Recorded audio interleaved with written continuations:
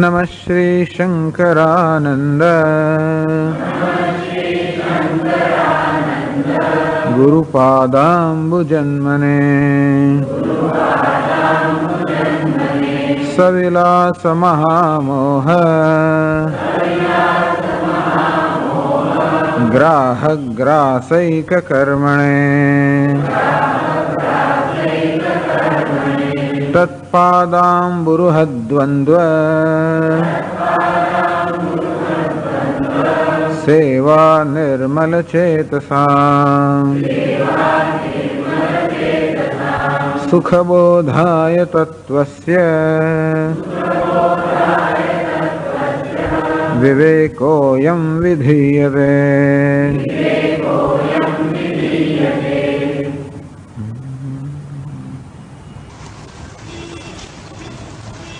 परोक्षा चापरोक्षेति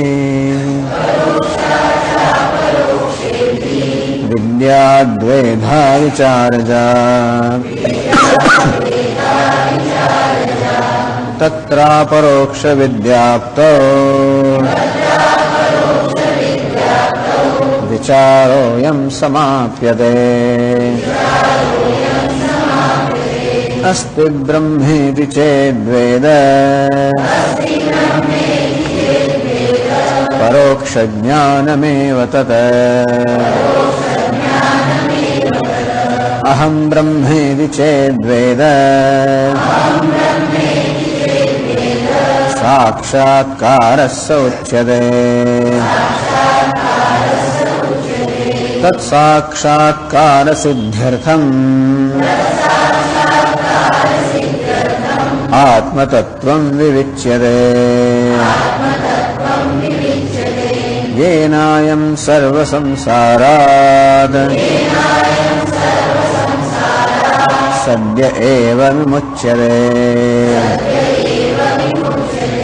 कूटस्थो ब्रह्मजीवेशो इत्येवं चतुर्विधा घटाकाशमहाकाशौ जलाकाशाभ्रखे यथा घटावच्छिन्नखे नीरम् यत्तत्र प्रतिबिम्बितः साभ्रनक्षत्र आकाशः जलाकाश उदीर्यते। महाकाशस्य मध्ये यत् मेघमण्डलमीक्ष्यते प्रतिबिम्बतया तत्र मेघाकाशो जले स्थितः। मेघांशरूपमुदकम् तुषाराकारसंस्थितम् तत्र प्रतिबिम्बोऽयम् नीरत्वादनुमीयते। परोक्षा च अपरोक्षा इति विद्या द्वेधा विचारजा। हम सदा विचारे जीव जगत जीव परात्मनः आगे कहेવામાં આવ્યું કે તો જ્ઞાન ઉત્પન્ન થાય જ્યારે શાસ્ત્રનો વિચાર કરવામાં આવે એ સદા જીવ જગત અને પરમાત્મા અને સ્વરૂપનો સતત વિચાર કરવો જોઈએ। જીવ ભાવ જગત ભાવ બાંધે આ જેને જીવ અર્થાત દ્રષ્ટા કહેવામાં આવે છે, જગત દૃશ્ય કહેવામાં આવે છે, એ બંને વાસ્તવમાં મિથ્યા છે અર્થાત એ બંને પર સ્વસત્તા ધરાવનારા નથી। આ દ્રષ્ટા પણ કશાકને કારણે છે, દૃશ્ય પણ કશાકને કારણે છે, એ બંને જેને કારણે છે બંનેનું જે અધિષ્ઠાન છે સ્વાત્મા એવ શિષ્યતે। આ રીતે જીવ અને જગત દ્રષ્ટા અને દૃશ્ય આ બંને પરતંત્ર છે અર્થાત સ્વસત્તા સ્વયં સત્તાવાન નથી પરંતુ અન્યને કારણે સત્તાવાન છે અર્થાત વેદાંતની ભાષામાં મિથ્યા છે પરિભાષામાં। આમ બે મિથ્યા છે તેથી બાધને યોગ્ય છે। જે મિથ્યા હોય એ બાધ યોગ્ય છે આમ ઘડો મિથ્યા છે, માટી સત્ય છે. એટલા માટે ઘડાનો બાદ થઈ શકે, માટીનો બાદ ન થઈ શકે. અને જે બાદ યોગ્ય છે એનો બાદ કર્યા પછી જે અબાધિત તત્વ શેષ વચન નામ છે આત્મા. તો આ રીતે સદા વિચારે વિચાર વિદ્યા આ પ્રકારે જીવ જગત અને ઈશ્વરના કે પરમાત્માના સ્વરૂપનો વિચાર કરવાના કારણે જે જ્ઞાન જન્મે છે એ જ્ઞાન બે કક્ષાનું હોય છે. પરોક્ષા છે અપરોક્ષાયથી, પરોક્ષ જ્ઞાન અને અપરોક્ષ જ્ઞાન. તત્ર અપરોક્ષ વિદ્યાપ્તો વિચારોયમ સમાપ્યતે. આ વિચાર ત્યાં સુધી કરવો જોઈએ જ્યાં સુધી અપરોક્ષ જ્ઞાન પ્રાપ્ત ન થયું હોય. તો પરોક્ષ જ્ઞાન કોને કહેવાય, અપરોક્ષ જ્ઞાન કોને કહેવાય? અસ્તિ બ્રહ્મચેદ વેદ પરોક્ષ જ્ઞાનમેવ તદ. એ પ્રકારનું જ્ઞાન થાય કે સર્વે કંઈ છે બ્રહ્મ છે એ પ્રકારનું જયારે જ્ઞાન થાય ત્યારે પરોક્ષ જ્ઞાન કહેવામાં આવે છે. જે કંઈ છે બ્રહ્મ છે. અહમ બ્રહ્મ ચેદ વેદ, અને એ જ્ઞાન થાય કે જે કંઈ છે તે એ બ્રહ્મ હું છું, એને અપરોક્ષ જ્ઞાન તો સાક્ષાત્કાર કહેવામાં આવે છે. તત્ સાક્ષાત્કાર સિદ્ધ્યર્થમ, આ પ્રકારનો સાક્ષાત્કાર થાય કે હું બ્રહ્મ છું, બ્રહ્મ સર્વ છે અને હું બ્રહ્મ છું, અર્થાત હું સર્વ છું. એક અદ્વિતીય આત્મા એ જ હું છું, એ જ સર્વ છે.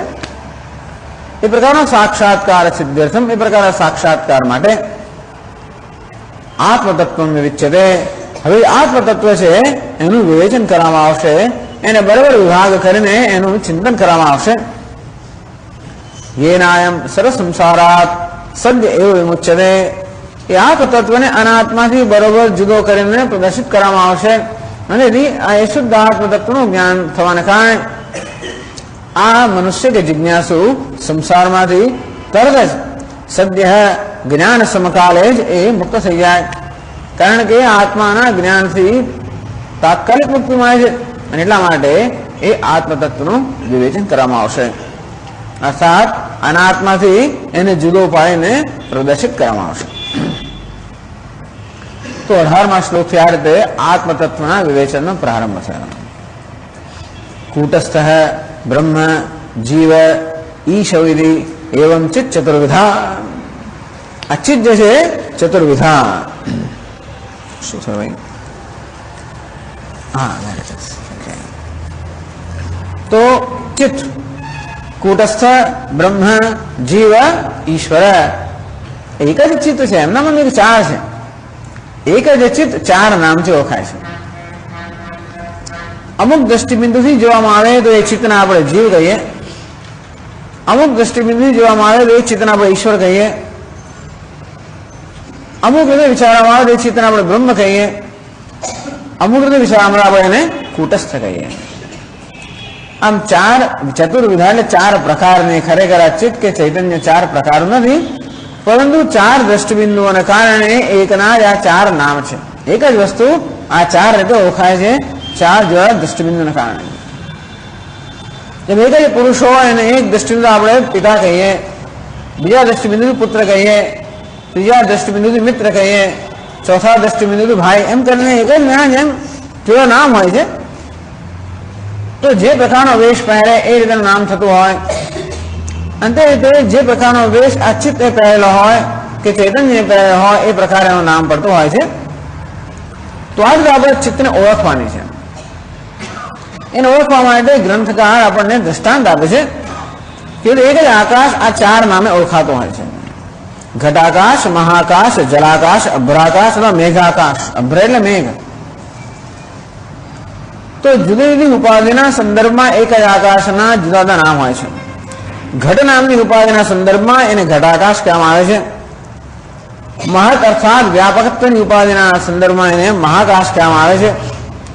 આ જલની ઉપાધિના સંદર્ભમાં વ્યષ્ટિજ તો વ્યક્તિગત જળના સંદર્ભમાં એને જલાકાશ કહેવામાં આવે છે. અને સમષ્ટિ જળના સંદર્ભમાં એ આકાશને અભ્રાકાશ કે મેઘાકાશ કહેવામાં આવે છે. તો તે જ રીતે આ વ્યક્તિગત ઉપાધિના સંદર્ભમાં એ ચિત્તને ચૈતન્યને કૂટસ્થ કહેવામાં આવે છે. સમષ્ટિ ઉપાધિના સંદર્ભમાં એ ચૈતન્યને બ્રહ્મ કહેવામાં આવે છે. વળી અંતઃકરણ ઉપાધિના સંદર્ભમાં એ ચૈતન્યને જીવ કહેવામાં આવે છે. અને માયા ઉપાધિના સંદર્ભમાં એ ચૈતન્યને ઈશ્વર કહેવામાં આવે છે. વ્યક્તિગત અંતઃકરણ ઉપાધિના સંદર્ભમાં એક જ સ્થિતિ કે ચૈતન્યને જીવ કહેવાય છે. સર્વ અંતઃકરણ સમષ્ટિ અંતઃકરણની ઉપાધિના સંદર્ભમાં એને ઈશ્વર કહેવામાં આવે છે.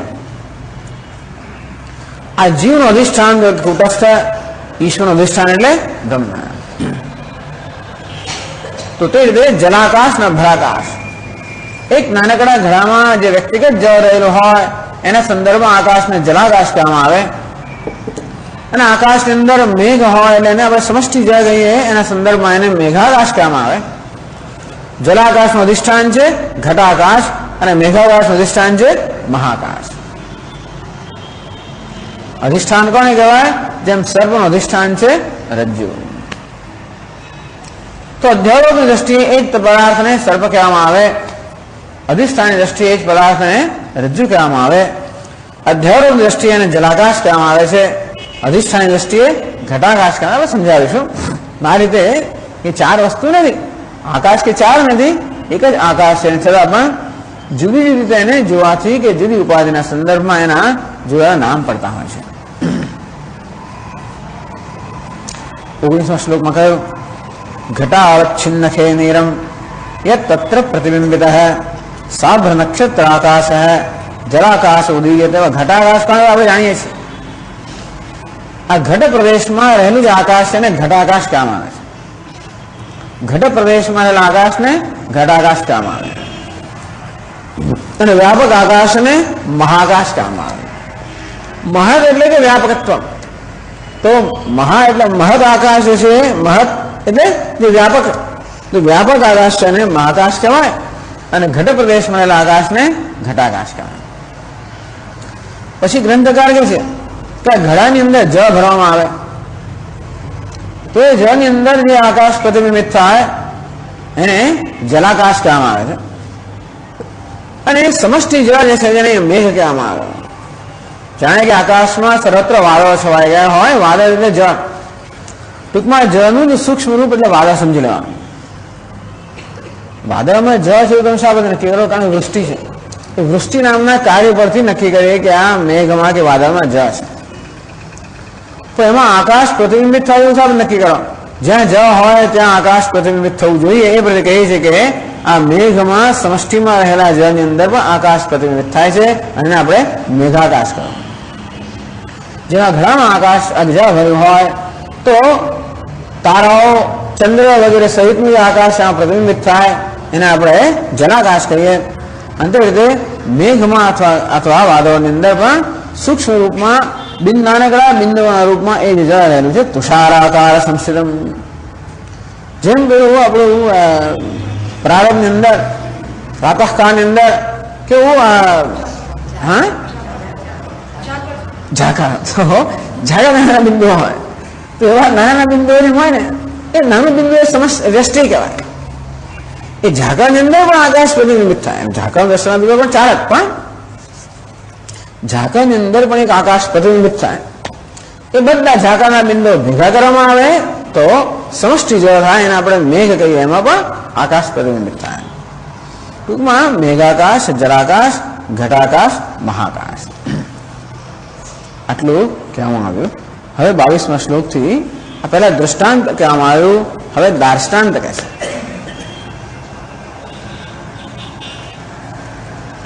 એવમ દૃષ્ટાંત ભૂતમ આકાશ ચતુષ્ટયમ વ્યુત્પાદ્ય. આમ દૃષ્ટાંત રૂપ જે ચાર પ્રકારનો આકાશ છે એને બરોબર પ્રતિપાદન કરીને દાર્ષ્ટાંત કે પ્રથમોદ્દિષ્ટમ કૂટસ્થમ વ્યુત્પાદયતિ. દાર્ષ્ટાંતની અંદર સૌથી પહેલા જેનો ઉલ્લેખ કરવામાં આવ્યો કૂટસ્થ, એને પહેલા સમજાવે છે 22મા શ્લોકમાં. કૂટસ્થ કોને કહેવાય? અધિષ્ઠાનતયા દેહ દ્વયાવચ્છિન્ન ચેતનઃ કૂટવન નિર્વિકારેણ સ્થિતઃ કૂટસ્થ ઉચ્યતે.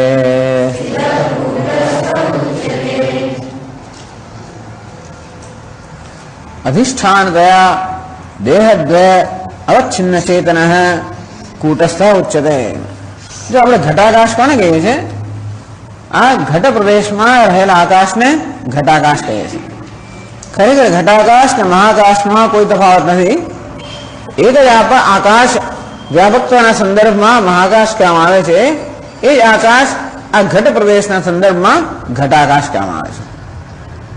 તો ઘટાકાશ જે છે એ પેલા જલાકાશનું અધિષ્ઠાન છે. અને તે જ રીતે આ જે વ્યક્તિગત ઉપાધિ છે, સ્થૂળ અને સૂક્ષ્મ દેહની બનેલા ઉપાધિ છે, દેહદ્વયાવચ્છિન્ન ચેતન, દેહદ્વય બે દેહ, સ્થૂળ દેહ અને સૂક્ષ્મ દેહ, આ બે દેહદ્વય અવચ્છિન્ન ચેતન, એ બે દેહની અંદર ના પ્રદેશમાં રહેલું ચૈતન્ય.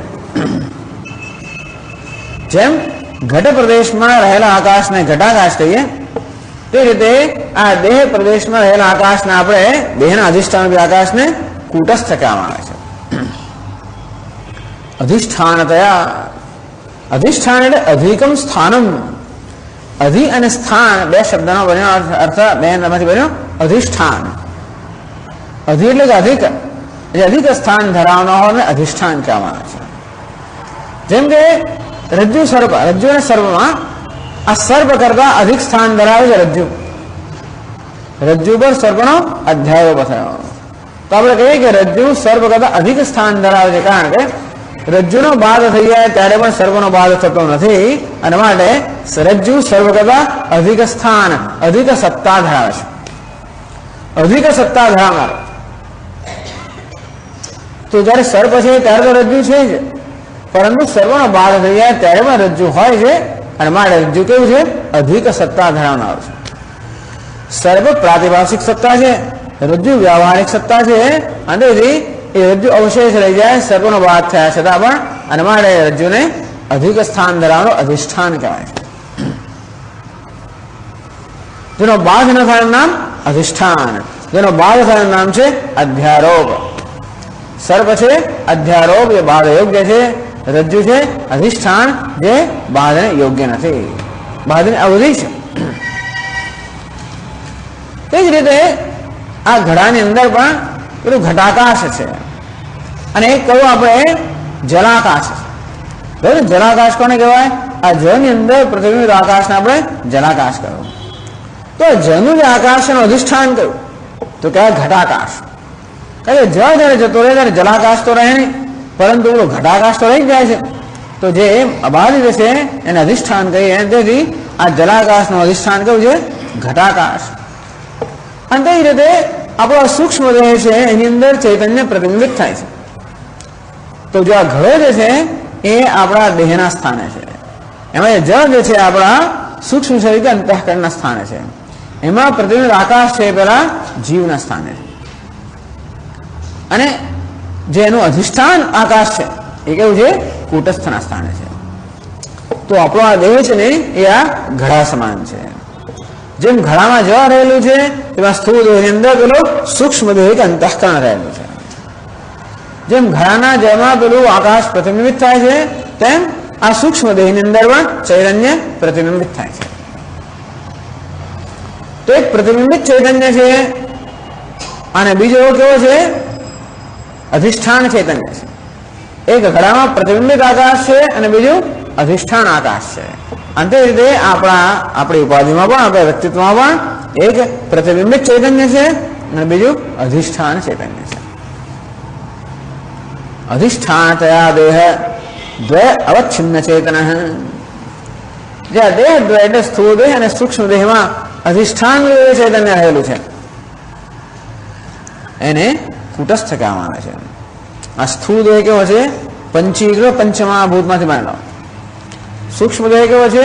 આ પંચીકૃત પંચમહાભૂતમાંથી બનેલો.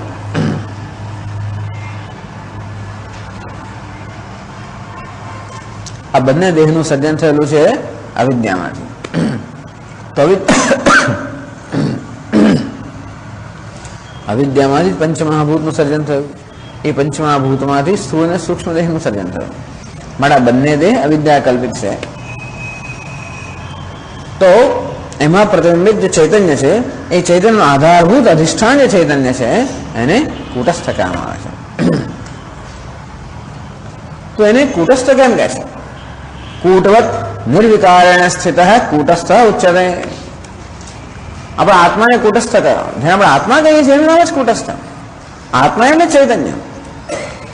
એ ચૈતન્ય આત્મા કેમ કહીએ છીએ? કારણ કે આ એક વ્યક્તિગત પ્રદેશમાં રહેલો ચૈતન્ય હોય એને આપણે આત્મા કહીએ, સર્વ પ્રદેશમાં રહેલો ચૈતન્ય આપણે બ્રહ્મ કહીએ। છે તો એક જ, એમાં વ્યક્તિના સમષ્ટિના ભેદ ચૈતન્યમાં નથી, પણ આપણા અનુભવ અથવા આપણા વ્યવહાર માટે આપણે એમ કહીએ કે આત્મા, આત્માનો જે ખ્યાલ આવે ત્યારે આપણે હુંનો ખ્યાલ આવે, એટલે જાણે કે આ એક વ્યક્તિત્વ સાથે સંયોજાયેલું ચૈતન્ય આત્મા કહીએ। ખરેખર તો એ આત્માને જાણીએ ત્યારે ખબર પડે કે વ્યષ્ટિ કે સમષ્ટિનો કોઈ ભેદ છે નહીં, તો જ્યાં સુધી ન જાણ્યો હોય ત્યાં આપણે એ ચૈતન્ય, એ નિર્વિકાર ચૈતન્ય જે આ એક વ્યક્તિગત ઉપાધિ સંયોજાયેલું છે એને આપણે આત્મા કહીએ। એ આત્મા નિર્વિકાર હોવાને કારણે કૂટસ્થ કહેવામાં આવે છે। કૂટવત સ્થિત કૂટસ્થ। કૂટ એટલે કે એરણ। તો જેમ પેલા સોની પાસે એક એરણ હોય કે લોહાર પાસે પણ એરણ હોય, તો એરણ પર જુદા અનેક બધા ઘરેણા ઘડવામાં આવતા હોય છે। આમ એ ઘરેણા આકાર બદલાતા જાય અને એ બધા બદલાતા આકારની વચ્ચે પણ જે એરણ જે છે એ એરણ કેવી રહે છે? બદલાયા વગર નિર્વિકાર રહે છે। કૂટસ્થ અર્થાત નિર્વિકાર। તો સર્વ બદલાતા આકારોના અધિષ્ઠાન રૂપે જે બધું એરણ છે સર્વ કેવું છે? સ્વયં નિર્વિકાર છે। સર્વ વિકારશીલ બધા આકારો કે ઘરેણાઓ જે છે એને આધાર આપનાર જે કૂટ છે એટલે કે એરણ છે નિર્વિકાર છે, માટે એને કૂટ એટલે એ કૂટ જેવો હોવાને કારણે આ ચૈતન્યને પણ કૂટસ્થ કહેવામાં આવે છે। ઘણી વાર કૂટસ્થને બીજી રીતે પણ સમજાવે છે। કૂટ શબ્દનો એક અર્થ એરણ, કૂટ શબ્દનો બીજો અર્થ કપટ, કપટી।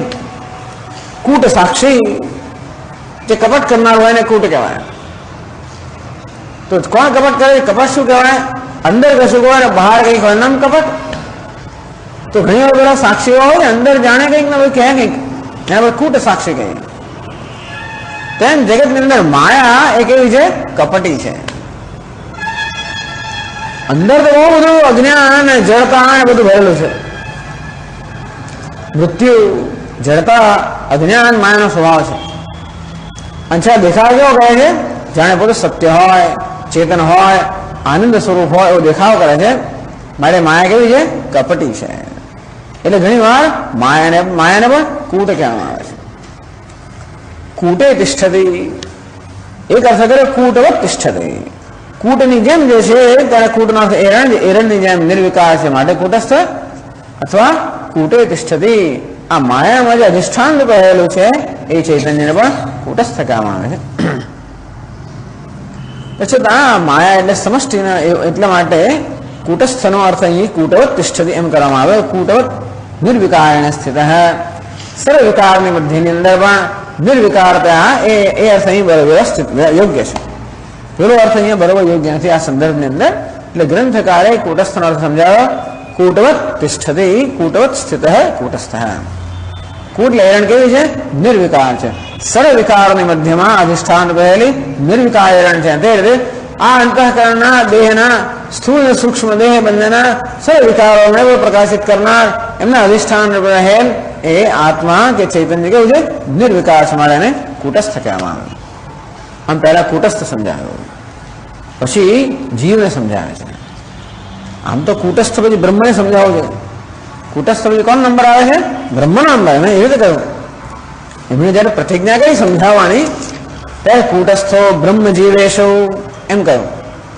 તો નિર્દેશ પહેલા કૂટસ્થનો કર્યો, પછી બ્રહ્મનો કર્યો, પછી જીવનો।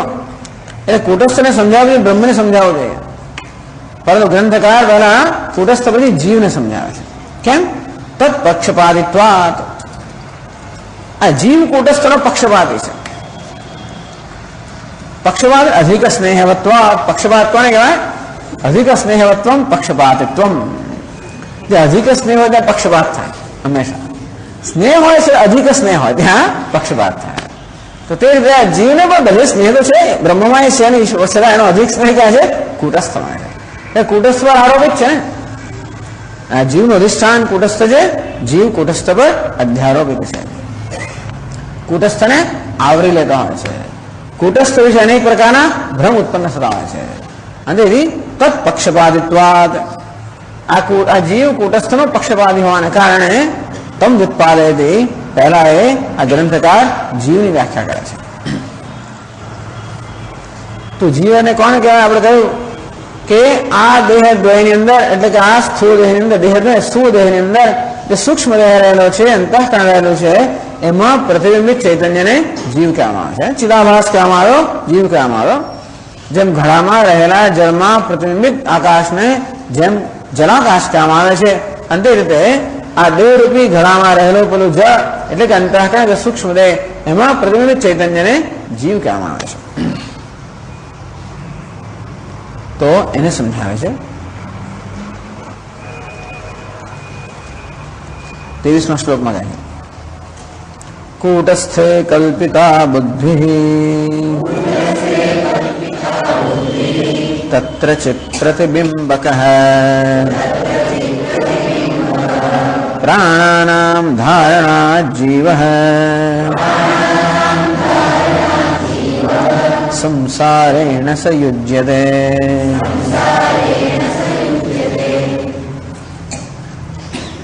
કૂટસ્થે કલ્પિતા બુદ્ધિ તત્ર ચિત્ત પ્રતિબિંબકઃ. કહ પ્રત્યે સ્વાર્થ, ટૂંકમાં એમાં કઈ આ ક લગાડવા છતાં અર્થમાં કોઈ ફેરફાર થતો નથી.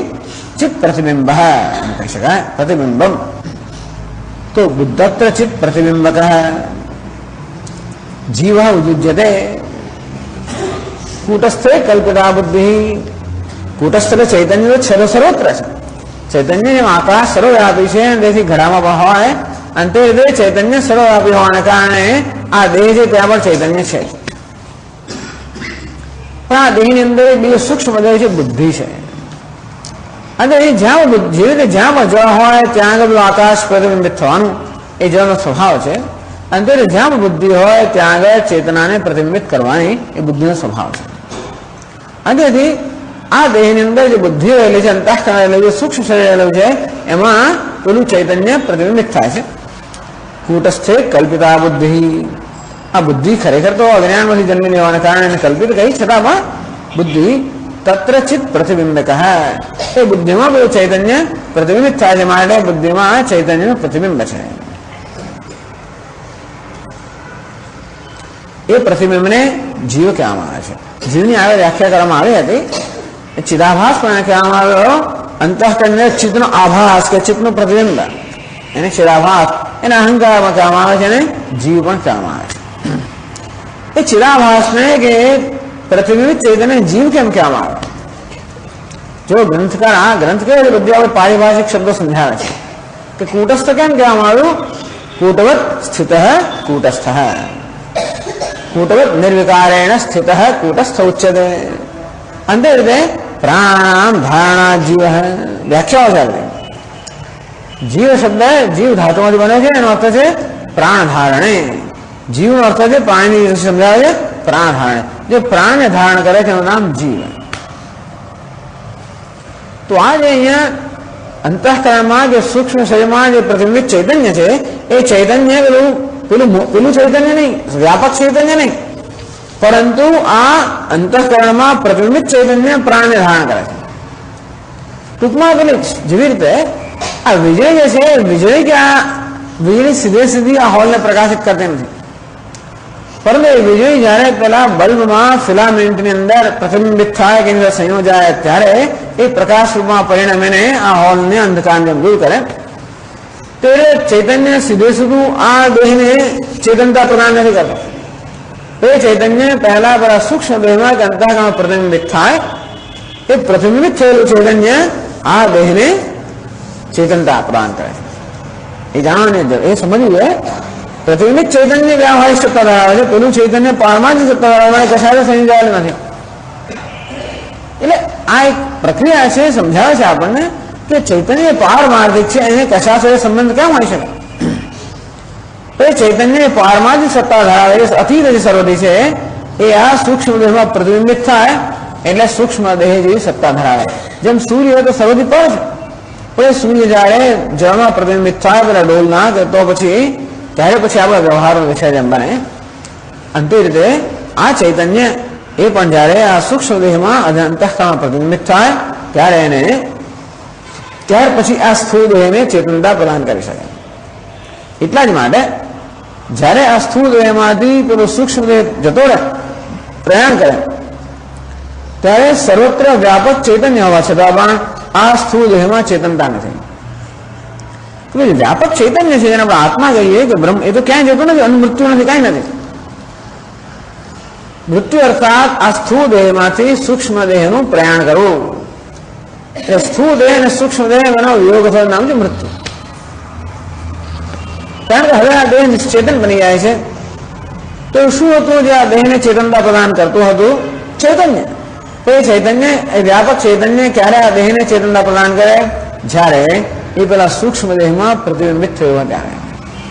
જેમ સર્વત્ર વ્યાપક વીજળી ક્યારે આ હોલના અંધકારને દૂર કરી શકે? જ્યારે પેલા બલ્બના ફિલામેન્ટની અંદર સંયોજાય ત્યારે. અંતે રીતે સર્વવ્યાપક ચૈતન્ય ક્યારે આ સ્થૂળ દેહને ચેતનતા પ્રદાન કરે? જ્યારે સૂક્ષ્મ દેહમાં પ્રતિબિંબિત થયો ત્યારે. મૃત્યુ જ્યારે થાય ત્યારે વ્યાપક ચૈતન્ય ક્યાંય જતું નથી, કારણ એને જવાનું હોતું જ નથી. જે જાય છે એ તો બધો સૂક્ષ્મ દેહ છે. એ સૂક્ષ્મ દેહની સાથે સૂક્ષ્મ દેહમાં પ્રતિબિંબિત ચૈતન્ય એ પણ જતું રહે. અને તેથી આ સ્થૂળ દેહને હવે ચેતનતા પ્રદાન કરનાર કોઈ ન રહ્યું, મારા સ્થૂળ દેહ નિશ્ચેતન બની ગયો. એનું નામ છે મૃત્યુ. તો જાય છે કોણ? સૂક્ષ્મ દેહ, એની સાથે પ્રતિબિંબિત થયેલું ચૈતન્ય, એનું નામ જીવ. આપણે કે જીવાત્મા ગયો, આપણે એમ ભલે કે આત્મા ગયો, પણ આત્મા શબ્દ ન થાય, જીવાત્મા. કયો આત્મા? પેલા સૂક્ષ્મ દેહમાં પ્રતિબિંબિત થયેલો આત્મા. એ સૂક્ષ્મ દેહની સાથે સાથે જતો રહે. જેમ કે ડોલમાં આપણે પાણી ભર્યું હોય, એમાં પેલું સૂર્યનું પ્રતિબિંબ હોય, એ ડોલના પાણીને બીજી ડોલમાં રેડીએ તો પેલું પ્રતિબિંબ પણ બીજી ડોલમાં જતો રહે. અથવા ડોલને એક સ્થળે બીજા સ્થળે લઈ જઈએ તો પ્રતિબિંબમાં જેવો થઈ જાય. તો સૂર્ય ક્યાંય જતો નથી હોતો, જતું હોય છે કયું? પ્રતિબિંબ. અંતે રીતે પેલું વ્યાપક ચૈતન્ય ક્યાંય જતું નથી, પરંતુ સૂક્ષ્મ દેહમાં પ્રતિબિંબિત થયેલું ચૈતન્ય એથી પ્રયાણ કરે, બીજે જાય. ઉત્ક્રામંતમ સ્થિરમ વાપી ભુંજાનમ વા ગુણાન્વિતમ વગેરે.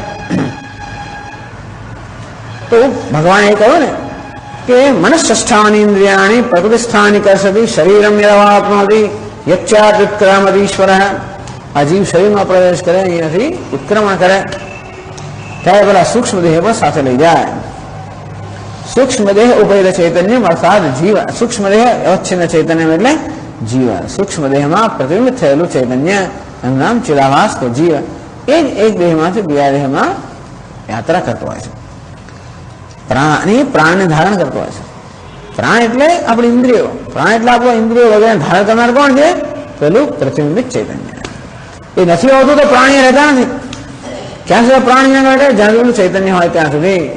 એ પસાર થાય પ્રાણ પણ જતા રહે, તો પ્રાણની સાથે જ જાય. પ્રાણામ ધારણાત, આ પ્રાણને ધારણ કરનાર હોવાને કારણે જે બધી ઇન્દ્રિય, પ્રાણમાંથી ઇન્દ્રિયો પણ થાય, સર્વ ઇન્દ્રિયોનો પ્રેરક હોવાને કારણે એ ધારણ કરે, પ્રેરણા કરવી.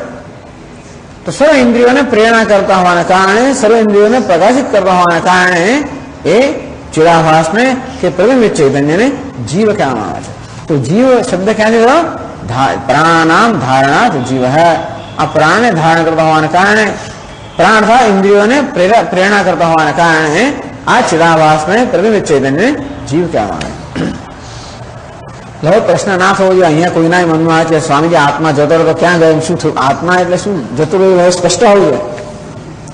આ કોઈ દિવસ સ્પષ્ટ થતું જ નથી. હજારો વાર સાંભળે તો પણ પેલું આત્મા જતો, આત્મા ક્યાંય જતો જ નથી હોતો. જાય માત્ર પ્રતિબિંબિત ચૈતન્ય. તો સ્વામીજી જીવ કોને કહેવાય? તો કે સૂક્ષ્મ શરીર અને એમાં પ્રતિબિંબિત ચૈતન્યનું નામ છે જીવ. અને કેમ જીવ ગયો? આ પ્રાણને ધારણ કરતા હોવાના કારણે, પ્રાણને પ્રેરણા કરતા હોવાના કારણે, પ્રાણને પ્રકાશિત કરતા હોવાને કારણે. પ્રાણ કોને કહેવાય? આપણા પ્રાણ અને જોડે ઇન્દ્રિયોને પણ પ્રાણ શબ્દથી ઇન્દ્રિયોનો પણ નિર્દેશ થાય છે. આ જીવ સંસારેણ સંયુજ્યતે. તો કોઈ પૂછ્યું કે આવી જીવની શું કામ કલ્પના કરો છો? આ કૂટસ્થ છે તો જીવને એમને ઉમેરો શું કામ? આમાં એક નિયમ એવો છે કે ઓછામાં ઓછા તત્વની કલ્પના કરવી જોઈએ. એટલે કે આયુર્વેદ શ્રેષ્ઠ વિજ્ઞાન છે. કારણ કે શરીરની બધી વસ્તુઓ જે છે ઓછામાં ખાલી કફ, વાત અને પિત્ત, આટલું જ, બીજું કઈ નહીં. માત્ર કફ વાગ પિત્ત આ ત્રણ જ તત્વની એ લોકોએ કલ્પના કરી છે. એનાથી વડે બધું સમજાવી શકે, જેટલું સમજાવ્યું છે સમજાવી શકે નહીં. તો કોઈ વસ્તુ સમજાવવા માટે ઓછામાં ઓછા તત્વની કલ્પના થતી હોય એને આપણે વધારે સારી સમજ કહીએ. તો કઈ પ્રક્રિયા સારામાં સારી? જેમાં ઓછામાં ઓછા તત્વની આવશ્યકતા, ઓછામાં ઓછા તત્વની કલ્પના થઈ હોય. એટલા જ માટે મીમાંસક લોકો વગેરે ઈશ્વરની સ્વીકાર નથી કરતા કે જૈન લોકો ઈશ્વરની જરૂર જોતા નથી. આપણા જીવનને સમજાવવા માટે ઈશ્વર નામના તત્વની જરૂર ના હોય તો એને વચમાં લાવો શું કામ? તો કેવી રીતે આપણા જીવનને સમજાવવા માટે જીવની શું આ કુટસ્થ એટલો પૂરતો છે? તો કે ના, તો એટલે કુટસ્થથી જુદો આ જીવ જે છે એની કલ્પના કરવાનું શું કારણ છે? તો એટલા જ માટે કુટસ્થ કેવો છે? નિર્વિકાર છે. અને આ જીવ કેવો છે? વિકારશીલ છે. કેવી રીતે નિર્વિકાર ચૈતન્ય વિકારશીલ કેવી રીતે બન્યો? આ કથા નિર્વિકાર ચૈતન્ય કેવી રીતે વિકારશીલ બન્યો? પક્ષપાતિત્વ આ વિકારશીલ કે વિકારવત જે અંતઃકરણ છે એના સંપર્કમાં આવવાના કારણે એ બિચારો જાણે કે વિકારશીલ બની ગયો. આ નિર્વિકાર સૂર્ય કે નિશ્ચલ સૂર્ય ગતિમાન કેવી રીતે બન્યો? તો આ જેમાં પ્રતિબિંબિત થાય છે એ ગતિમાન હોવાના કારણે આ ગતિહીન કે સ્થિર સૂર્ય પણ જાણે કે ગતિમાન બન્યો. પુરુષ પ્રકૃતિસ્થો હિ ભૂંગતે પ્રકૃતિ જાન ગુણાન આ પ્રકૃતિમાં પ્રતિબિંબિત થયેલો પુરુષ અનેક પ્રકારનો કર્તભોગ અનેક પ્રકારના અનુભવ લેતો હોય છે. અને આપણો અનુભવ છે કે આત્મા એટલે અહંકાર કેવો છે? વિકારવાન છે. જન્મ મૃત્યુના અધીન છે. એ કેવો છે? સંસારી છે. કુટસ્થ ક્યારે પણ સંસારી ન હોઈ શકે. કુટસ્થ કેવો છે? નિર્વિકાર છે. અને વિકારી આપણે કોને કહીએ? આ સંસારી કોને કહીએ? સુખી, દુઃખી, કર્તા, ભોગતા. તો સુખી એ વિકાર છે, દુઃખી પણ વિકાર છે, કર્તામાં વિકાર છે, ભોગતામાં વિકાર છે. અને માટે સંસારી જે છે એ સંસારનું મૂળ લક્ષણ કયું? વિકાર છે. જે આગળ સમજાવવામાં કુટસ્થ છે એ કેવું છે? નિર્વિકાર છે. અને આ નિર્વિકારનો સંસાર ન હોઈ શકે. અને છતાં પણ સંસાર અનુભવનો વિષય છે. અને માટે એ સંસારને સમજાવવા માટે આ જીવ નામના બીજા તત્વને ઉમેરવામાં આવ્યું તો એ સંસાર સમજાવી શકે. કુટસ્થસ્ય સંસાર અસંભવાદ કુટસ્થ નિર્વિકાર હોવાના કારણે એનો સંસાર ન હોઈ શકે.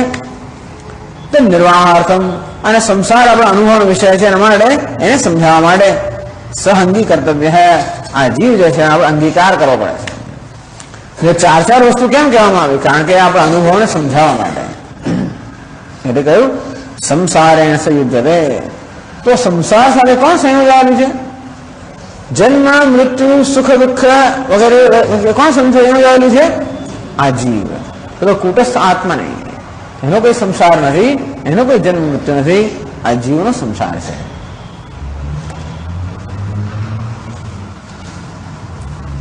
તો પ્રશ્ન થયો નનો જીવાતિરિક્ત કુટસ્થ અસ્તિ ચેત કેવી રીતે પ્રતિભાસતે? આપ કહો છો કે આ કુટસ્થ એક છે અને જીવ બીજો છે. કઈ રીતે બીજો છે? સૂર્ય એક છે, એનું પ્રતિબિંબ બીજું છે. એ રીતે બીજું એટલે એકદમ બીજું નહીં માની લો, પણ છતાંય પણ સૂર્ય એક છે, એનું પ્રતિબિંબ બીજું છે. હું એક છું, મારું પ્રતિબિંબ બીજું છે. એ રીતે તો તે આપ કહો છો કે કુટસ્થ એક છે અને આ જીવ એટલે કે પ્રતિબિંબિત ચૈતન્ય બીજું છે. એ જો બે હોય તો બેનો અનુભવ થવો જોઈએ ને. એક પ્રતિબિંબ છે ને બે સૂર્ય છે તો આપણે જાણીએ કે સૂર્ય જુદો છે, પ્રતિબિંબ જુદું છે. અને જે બે જુદા હોવાને કારણે બેનો અનુભવ થાય. એ બે આપણે બે છે એવું ક્યારે કહીએ? બેનો જુદો જો અનુભવ થતો હોય આપણે બે છે એમ કહીએ. તો તેવી રીતે જીવ કરતા પેલો આત્મા કુટસ્થ આત્મા કે નિર્વિકાર ચેતન કુટસ્થ જીવ કરતા જે જુદો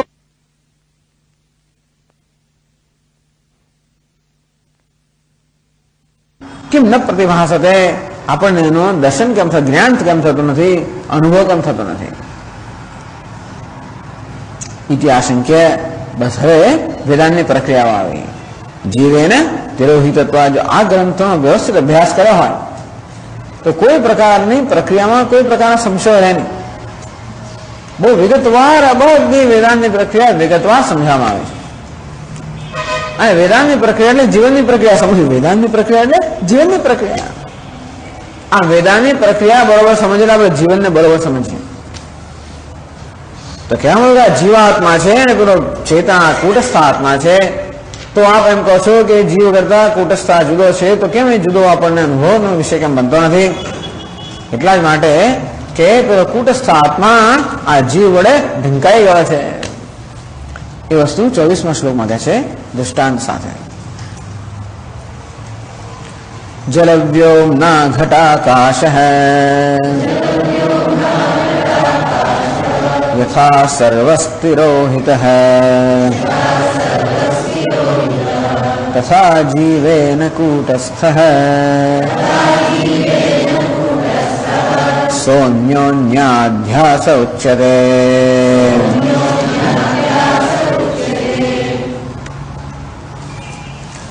જલવ્યોમના ઘટાકાશ યથા સર્વસ્તિરોહિત.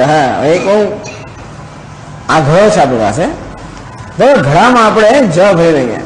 એક પ્રશ્ન થયો હતો કે સ્વામીજી આ ઘડામાં આપણે જયારે પાણી ભરીએ ત્યારે ઘટાકાશ તો રહેતું જ નથી ત્યાં આગળ. ઘડાની અંદર જયારે જળ ભરવામાં આવે ત્યારે ઘટાકાશ તો રહે છે નથી રહેતું. બધા લોકો ના પાડે છે ઘટાકાશ નથી રહેતો. શું ખરેખર નથી રહેતું?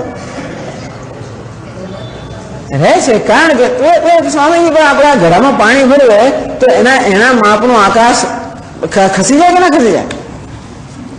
એના માપની હવા ખસી જાય, એના માપનું આકાશ ના ખસે. એટલે આ પાણી આકાશનું રહેશે. આ ઘડો આકાશમાં છે એટલું નહીં, પણ પેલું જળ પણ આકાશમાં છે. જળ કેમ આકાશ ને ન ખસેડી શકે? આકાશ સૂક્ષ્મ છે. આ સ્થૂળ વસ્તુ સૂક્ષ્મને ન ખસેડી શકે. અને એની આ ઘડામાં પાણી ભર્યું તો ન માનવું કે આકાશ જતો રહ્યું ત્યાં આગળ. જો આકાશ ન હોત તો ત્યાં પાણી રહી જ ન શક્યું હોત ને. આકાશ કોને કહેવાય? અવકાશ પ્રદાન કરે એનું નામ આકાશ. તો જળને કોણ અવકાશ પ્રદાન કરે છે? ઘડો અવકાશ પ્રદાન કરે છે. જળને કોણ અવકાશ પ્રદાન કરે છે? આકાશ. અને માટે આકાશ ત્યાં છે જ, પણ તો કેવું છે નથી એવું લાગે છે ને. બસ એ દ્રષ્ટાંત છે. જલવ્યોમના ઘટાકાશ યથા સર્વસ્તિરોહિત. જેવી રીતે આ ઘડાની અંદર એલા જળથી પૂરું ઘટાકાશ છે પૂરેપૂરું સર્વ આખો ઘડો ભરાઈ ગયો તો પૂરું જાણે ઘટાકાશ પૂરેપૂરું ઢંકાઈ ગયું. તિરોહિત.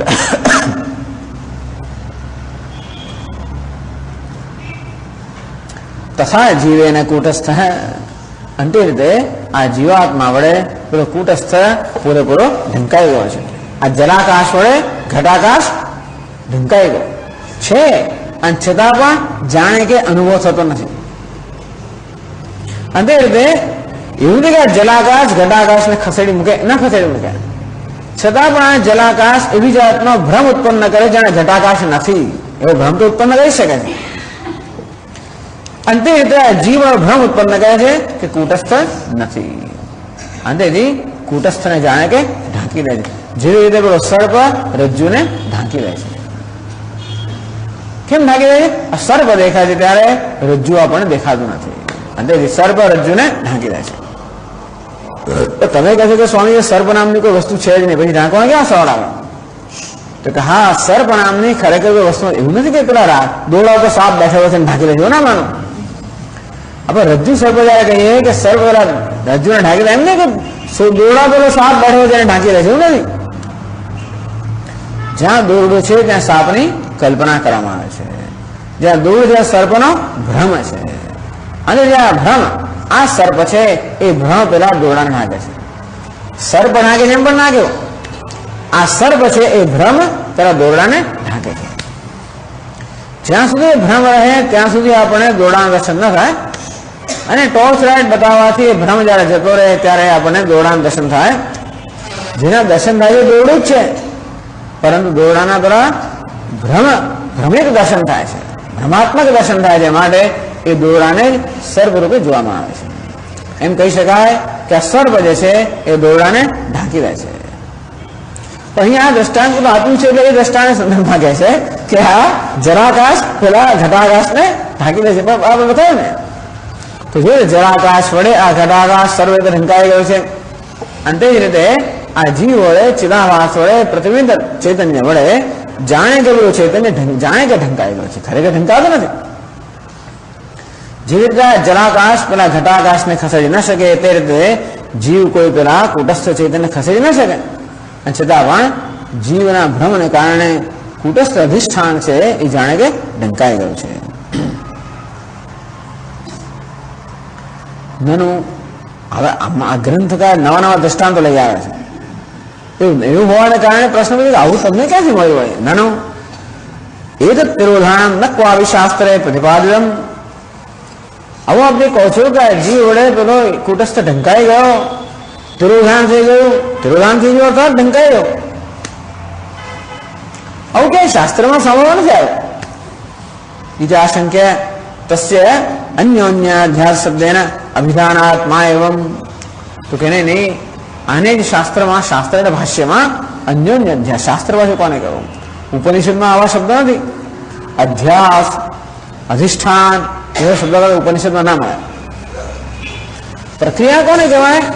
કે ઉપનિષદની અંદર જે સત્યનું પ્રતિપાદન કરવામાં આવ્યું છે એ સત્યને સમજાવવા માટે આ બધી વસ્તુની આ બધી કલ્પના કરવામાં આવે છે. મોડેલ પ્રતિપાદન એટલે એને પ્રક્રિયા કહેવામાં આવે છે.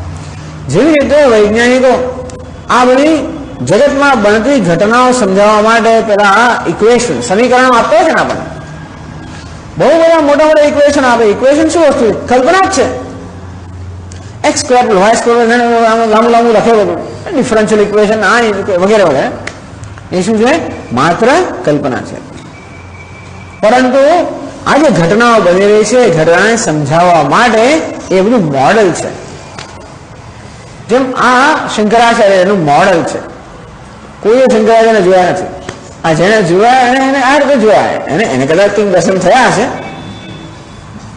તો ટૂંકમાં આ આપણને બતાવે શંકરાચાર્ય કેવા હશે. શંકરાચાર્ય પણ અમે વ્યક્ત કરે છે. મૌન વ્યાખ્યા પ્રકટ પર બ્રહ્મ તત્વમ યુવાનમ વશિષ્ઠાંતે વસદશી ગણૈ રાવૃતમ બ્રહ્મનિષ્ઠૈ આચાર્યેન્દ્રમ કરકલિત મુદ્રમ આનંદ રૂપમ સ્વાત્મારામમ મુદિત વદનમ. આવું જે છે ચિત્ર, આ ચિત્રમાં દેખાડવામાં આવ્યું. આને આપણે શું કહીએ? મોડલ કહીએ. જેમ ભગવાનને માટે ગણપતિ જાત જાતના ઇટ્સ અ મેપ.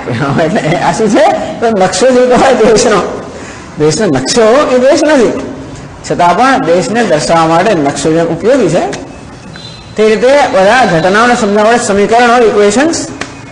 અંતે રીતે ઉપનિષદની અંદર જે સત્યનું પ્રતિપાદન કરવામાં આવ્યું છે એને સમજાવવા માટે આ બધી પ્રક્રિયાઓ છે. અંતેથી આ બધી પ્રક્રિયા થઈ. રજ્જુ સર્વ હોય બીજી પ્રક્રિયા, અને ઘણા જાત જાતની બધી પ્રક્રિયા છે. કારણ ભાવ એ છે કે આ બધા દ્રષ્ટાંતો છે, પ્રક્રિયાઓ છે, આપણને જે વાસ્તવિક જીવનની વાસ્તવિકતાઓ છે એ સમજાવવા માટે. પછી એમાં લડવાની જરૂર નથી. ટૂંકમાં ના કહ્યું તો અમારા શ્રી કૃષ્ણ મારા આમ હોય, પૂર્વક અમારા એ બધી વસ્તુ છે શ્રી કૃષ્ણને સમજાવવા. શ્રી કૃષ્ણ સિદ્ધાંત જે છે તત્વ, એ તત્વને સમજાવવા માટેની વસ્તુ છે. પછી એમ મગજમાં જરા પેલું પીંછો એક છે કે બે છે વગેરે વગેરે ચાલો હશે. એમાં પણ કહેવાનો ભાવ એ છે કે જે તત્વને સમજાવવા માટે આવી વસ્તુ છે. ઘણી વાર પછી આપણે પેલામાં એવા ઝઘડા કરવા માંડીએ છીએ. તેમ પ્રતિબિંબવાદના, આભાસવાદના, અવચ્છેદવાદને વેદાંતની લોકો અંદર લડતા હોય બધા, ક્યાં ખરું પેલું ખોટું વગેરે વગેરે. પણ ખરેખર એવું કંઈ લડવાની જરૂર એટલા પણ નથી કે આ બધા શું છે? મોડેલ છે. મોડેલ જેમ ઘર બનાવે ને એની પેલા પેલું મોડેલ બનાવે ને તેવી રીતે તત્વને સમજાવવા માટે આ બધા મોડેલ્સ છે, પ્રક્રિયાઓ છે, સમીકરણો છે. અંતેથી આપણે આ બધા એટલે રજ્જુ સર્પ કેમ વારંવાર લઈ આવ્યા? એના બધા પરિચિત છે. આ બધાથી કદાચ પરિચિત ના હોય, પણ આ ગ્રંથકારે એક સુંદર પ્રક્રિયા રચેલી છે. એ દ્વારા આપણને આપણા બધા અનુભવો સમજાવે છે. અગત્યની વસ્તુ એ છે કે આપણે જીવનના અનુભવો સમજીએ. વેદાંત શાસ્ત્રમાં એક જ હેતુ છે કે જીવનના અનુભવો સમજવા. સમજ બસ, બીજું કાંઈ જરૂર નથી દુનિયાની અંદર. આપણા જીવનમાં આ સમજ સિવાય કશી જરૂર નથી. જો મિથ્યા છે ને મિથ્યા રૂપે સમજીએ, સત્યને સત્ય રૂપે સમજીએ તો બસ બધું કામ પતી ગયું. એ સમજાવવા માટે આ બધી પ્રક્રિયાઓ છે. તો તે રીતે આવું આ જીવ વડે કુટસ્થ ઢંકાઈ ગયો એનું તુરંત આવું ક્યાં તમને આવું ક્યાં શાસ્ત્રમાં મળે છે? તો કે શાસ્ત્ર અન્યોન્ય અધ્યાસ એ શબ્દથી, એ પ્રકારના શબ્દોથી આ પ્રક્રિયાનું કે આ અનુભવનું વર્ણન કરવામાં આવે છે. તો જે લોકો બ્રહ્મસૂત્રનું ભાષ્ય અને એનું પછી વળી એનું પાછું ઉપોદઘાત, જેને અધ્યાસ ભાષ્ય, એમાં શંકરાચાર્ય મહારાજે વિગતવાર આ વ્યવસ્થા સમજાવે છે. અન્યોન્ય અધ્યાસ. અન્યોન્ય અધ્યાસ કોણ? એકના ગુણનો બીજા પર આરોપ થાય. આપણું રોજનું દ્રષ્ટાંત કહ્યું તો કે આગનો ગોળો છે, લોખંડનો ગોળો, એને ભઠ્ઠીમાં મૂકવામાં આવ્યો, તપાવવામાં આવ્યો, લાલ ચોળ બની ગયો. ત્યાં બે તત્વો રહેલા છે, અગ્નિ અને લોખંડ. એ પરસ્પર તાદાત્મ્યને કારણે એકબીજાના ધર્મો જાણે કે ન ધારણ કરી લેતા હોય. અગ્નિ લોખંડનો ગુણ ધારણ કરેલા છે અને જાણે કે ગોવર્ણ દેખાય છે, લોખંડ અગ્નિના ગુણ ધારણ કરેલા છે. લોખંડ પર અગ્નિના ગુણ અધ્યારો બધા, લોખંડ જાણે કે લાલ અને ગરમ બની ગયું, અગ્નિ પર લોખંડના ગુણનો અધ્યારો થયો, અગ્નિ જાણે કે ગોળ બની ગયો. અથવા રજ્જુ સર્પ, એમાં પણ એવું છે અન્યોન્ય અધ્યારો. સર્પનો અધ્યારોપ રજ્જુ પર થયો, રજ્જુનો અધ્યારોપ સર્પ પર થયો. એવું કેવું છે? સર્પનો અધ્યારોપ રજ્જુ પર બરોબર છે, સર્પનો અધ્યારોપ રજ્જુ પર થયો, જેથી રજ્જુ છે આપણે સર્પ માનીએ છીએ. તો સોરી, રજ્જુનો અધ્યારોપ સર્પ પર કેવું થયો?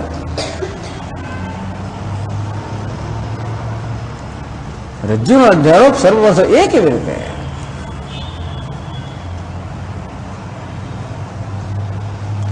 આપણે જયારે સર્પ દેખાય કે સર્પનો ભ્રમ થાય ત્યારે એ સાપ કેવો છે? સાચો છે કે ખોટો છે? જયારે મને એ સાપ દેખાતો હોય ત્યારે મારી દ્રષ્ટિમાં એ સાપ સાચો છે ખોટો છે? એ ખોટો છે એમ જાણતો હોય તો પછી એને તો પ્રશ્ન નથી રહેતો. પણ જયારે મને ભ્રમ થાય, ત્યારે મને જ્ઞાન છે કે આ ભ્રમ છે, અને હું શું માનું છું? આ સર્પ સત્ય છે. એ સર્પને એ સત્યત્વ આવ્યું, સાચાપણ ક્યાંથી આવ્યું? એ સાચાપણ કોનો ગુણ છે? દોરડાનો ગુણ છે. સત્યત્વ કોનો ગુણ છે? દોરડાનો ગુણ. એ દોરડાનું સાચાપણ અધ્યારોપ સર્વ થયો. માટે આપણે જયારે સર્પને જોઈએ ત્યારે કે સાપ સાચો છે, નહીતર એ પેલો અધ્યારોપ ના થયો. નહીં દોરડા પર સાપનો અધ્યારોપ જાણ, જો દોરું તો સાપ જેવું દેખાય, આપણે એવું કહે છે. હવે શું કહીએ? હે સાપ છે. આપણે માનીએ સાપ સાચો છે. સાચાપણું ક્યાં છે? દોરડામાં છે. એ દોરડાનું સાચાપણું સાપ પર અધ્યારોપિત થયું, અને સાપનું દોરડા પર અધ્યારોપિત થયું, દોરડાનું સાચાપણું સાપ પર અધ્યારોપિત થયું, અને સાચો સાપ આવી ગયો. ત્યાં સાચો સાપ જયારે કહે ત્યારે એમાં બે તત્વો, એટલે સાચો એ છે કોનો ધર્મ છે? દોરડાનો. અને સાપ કોનો ધર્મ છે? ભ્રમનો, દોરડા સાપનો. આને કહે છે અન્યોન્ય અધ્યાસ. એકબીજાના ગુણનો એકબીજા પર આરોપ થયો. અંતે અહીં પણ એવું થાય છે. ટૂંકમાં આ જીવ અને કૂટસ્થનો અન્યોન્ય અધ્યાસ. આ જીવને આપણે શું કહે? આત્મા. અહંકાર શું? આત્મા. સત્ય હું. એ જીવને કે અહંકારને હું પણ જે પ્રાપ્ત થાય છે, સાચા પણ પ્રાપ્ત થાય છે. અને આપણને કેટલો પ્રેમ છે ને અહંકાર માટે? જીવ કેટલો પ્રેમ! બાકી દુનિયા છોડી દો, ભલી વસ્તુ છોડી દો, પણ એ ના છોડો. માણસો દુનિયામાં કેટલી વસ્તુ ત્યાગ કરતા હોય છે ને. શેનો ત્યાગ કરે છે? એક જ વસ્તુ માટે, આને હું પકડી રાખું, બાકીનું બધું છોડવા તૈયાર છે. કેટલો પ્રેમ છે ને ત્યાં આગળ. અહંકારમાં જે પ્રેમ છે એ કેમ છે? કારણ કે મારો આત્મા છે. એમાં આત્મા પણ ક્યાંથી આવ્યું? આ કૂટસ્થ ખરેખર આત્મા છે, પરંતુ આ જીવ એને ઢાંકી દે છે. અને કૂટસ્થ આત્મા પણ, આનંદ પણ, સાચા પણ, અસ્થિ ભાતિ પ્રિય, એ કોને ધર્મ છે? કૂટસ્થના. હું શું કહું છું? હું પુરુષ છું. આ પુરુષ કોણ છે? જીવ. હું કોણ છે? કૂટસ્થ. અને કૂટસ્થ અસ્થિ ભાતિ પ્રિયનો અધ્યારોપ જીવ પર થયો, અને જીવની બધી અલ્પતાનો અધ્યારોપ કૂટસ્થ પર થયો. અને આપણને એક અલ્પ જીવ એ પ્રકારની નવી હસ્તી ઉત્પન્ન થઈ. અને અન્યોન્ય અધ્યાસ કહેવામાં આવે છે. અન્યોન્ય એટલે એકબીજા પર થયેલો અધ્યાસ. આ ક્યાં કહેવામાં આવ્યું? ભાષ્ય વગેરેમાં આ પ્રકારે કહેવામાં આવ્યું છે. અને આ વસ્તુ શાસ્ત્રમાં બહુ પ્રસિદ્ધ છે કે એક વસ્તુ કેમ બીજાને ઢાંકી દે? જેમ સર્પ રજ્જુને ઢાંકી દે. ક્યારે ઢાંકી દે? સર્પમાં રજ્જુનો પણ અધ્યારોપ થયો ત્યારે, રજ્જુના સાચા પણ અધ્યારોપ સર્પ પર થયો ત્યારે સર્પ રજ્જુને ઢાંકી દે. એ સર્પનો ભ્રમ થાય ત્યારે ભ્રમ છે એ પ્રકારનું મને જ્ઞાન હોય તો રજ્જુ ઢંકાતો નથી. જેમ કે આપણે ઝાંઝોણો જેવા જોઈએ ત્યારે પેલી રેતી ઢંકાઈ જાય છે, બુદ્ધિમાં ઢંકાઈ જાય છે. એ ઝાંઝોણા જેવાને સાચું માનવામાં આવે તો પેલી રેતી પૂરેપૂરી ઢંકાઈ જાય. પણ ઝાંઝોણું જેવો જોતો હોઉં ત્યારે ઝાંઝોણું જેવા છે એવું મને જ્ઞાન હોય ત્યારે પેલી રેતી ઢંકાઈ નથી ગઈ, ભલે આંખોથી ઢંકાઈ ગયો, બુદ્ધિમાં ઢંકાઈ નથી ગઈ. એટલે મિથ્યાને આપણે મિથ્યા માનતા હોય કે અધ્યારો જાણતા હોય તો પેલું અધિષ્ઠાન ઢંકાઈ નથી ગયું. પણ જયારે અધ્યારોપને કે મિથ્યાને સત્ય માનવામાં આવે ત્યારે અધિષ્ઠાન ઢંકાઈ ગયું. એમ ઝાંઝોણા જેને સાચું માનવામાં આવે ત્યારે પેલું રણ જે છે કે રેતી ઢંકાઈ ગઈ. તે રીતે જીવને જ્યારે આત્મા માનવામાં આવે ત્યારે પેલો કુટસ્થ આત્મા ઢંકાઈ ગયો. એ કુટસ્થનો આત્મા પણ જીવમાં આવી ગયું અને જીવનું સંસારી પણ કુટસ્થમાં આવી ગયું. અને આ રીતે કુટસ્થ જે વાસ્તવિક છે આપણાથી ઢંકાઈ ગયો અને અન્યોન્ય અધ્યાસ કામ આવે છે. ચાલો આપણે આગળ ચર્ચા કરશું નેક્સ્ટ ટાઈમ. ઓમ પૂર્ણમદ પૂર્ણમિદં પૂર્ણાત પૂર્ણમુદચ્યતે પૂર્ણસ્ય પૂર્ણમાદાય પૂર્ણમેવાવશિષ્યતે. ઓમ શાંતિ શાંતિ શાંતિ. શંકરં શંકરાચાર્યં કેશવં બાદરાયણં સૂત્રભાષ્યકૃતૌ વંદે ભગવन्तૌ પુનઃ પુનઃ. ઈશ્વરો ગુરુરાત્મેતિ મૂર્તિભેદવિભાગિને વ્યોમવદ્વ્યાપ્તદેહાય દક્ષિણામૂર્તયે નમઃ. ઓમ શાંતિ શાંતિ શાંતિ. હરિ ઓમ શ્રી ગુરુભ્યો નમઃ. હરિ ઓમ.